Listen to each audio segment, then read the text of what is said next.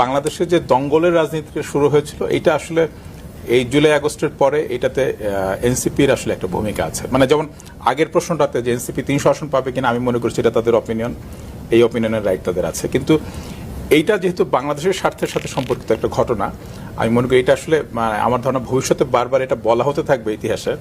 যেমন ধরুন হিটলারের বাড়ি, এইটা নাৎসি বিরোধীরা যে ঘুরিয়ে দিতে পারে না, এটা জার্মান রাষ্ট্রকে সিদ্ধান্ত নিতে হবে যে আমি হিটলারের বাড়ি নিয়ে কি করবো।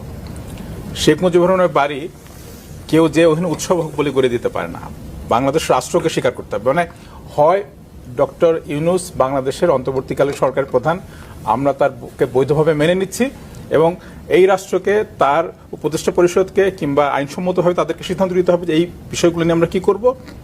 আর তা না হলে আমরা বলবো যে আপনি আসেন, ভালো কথা, সালাম, আমি আমার মতো করে এই বাড়ি ঘুরাবো, সেই বাড়িতে ডাকাত ধরবো, সেই বাড়িতে কমুককে গলায় দড়ি দিব, তাকে জুতা পরাবো। এই যে সংস্কৃতি শুরু হলো, এটার পরে কিন্তু আমরা দেখেছি যে কোনো জায়গায় একজন ভাবছে যে মেয়েরা এইভাবে ঘুরছে কেন, তাদেরকে পেটাই। কেউ একজন ভাবছে যে চুল জটাওয়ালা লোক ঘুরছে কেন, তার চুল জটা কেটে দেয়। তার মানে একটা জিনিস ট্রিগার্ড হয়। আপনি যখন একটা দঙ্গলের রাজনীতি শুরু করেন এবং এটাকে আপনি জনপ্রিয়তার সোপান করেন, সিঁড়ি করেন, তখন আপনি একটা দেশের জন্য, সমাজের জন্য, রাষ্ট্রের জন্য, আইনের জন্য একটা বিপদ টেনে আনেন। ওই বিপদটা আসলে বাংলাদেশে দেখছি।